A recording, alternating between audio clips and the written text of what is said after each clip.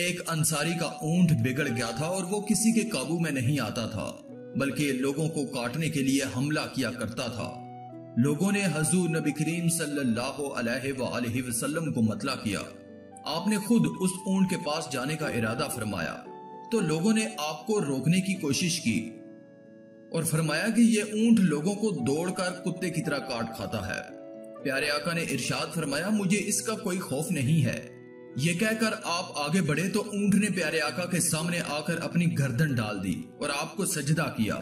پیارے آقا نے اس کے سر اور گردن پر اپنا دستے شفقت پھیر دیا تو وہ بالکل ہی نرم پڑ گیا اور فرما بردار ہو گیا اور آپ نے اس کو پکڑ کر اس کے مالک کے حوالے کر دیا۔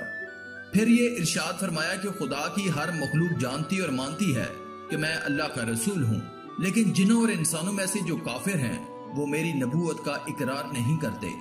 صحابہ اکرام رضی اللہ تعالیٰ عنہ نے اونٹ کو سجدہ کرتے ہوئے دیکھ کر عرض کیا کہ یا رسول اللہ، جب جانور آپ کو سجدہ کرتے ہیں تو ہم انسانوں کو تو سب سے پہلے آپ کو سجدہ کرنا چاہیے۔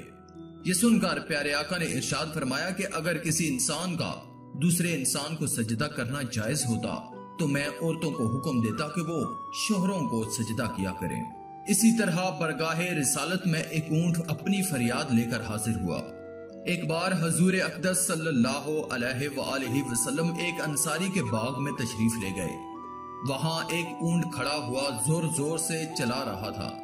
جب اس نے آپ کو دیکھا تو ایک دم بلبلانے لگا اور اس کی دونوں آنکھوں سے آنسو جاری ہو گئے۔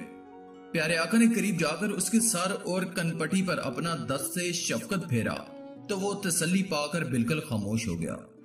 پھر پیارے آقا نے لوگوں سے دریافت فرمایا کہ اس اونٹ کا مالک کون ہے؟ لوگوں نے ایک انصاری کا نام بتایا۔ پیارے آقا نے فوراً ان کو بلوایا اور فرمایا کہ اللہ تعالیٰ نے ان جانوروں کو تمہارے قبضہ میں دے کر ان کو تمہارا محکوم بنا دیا ہے، لہٰذا تم لوگوں پر لازم ہے کہ تم ان جانوروں پر رحم کیا کرو۔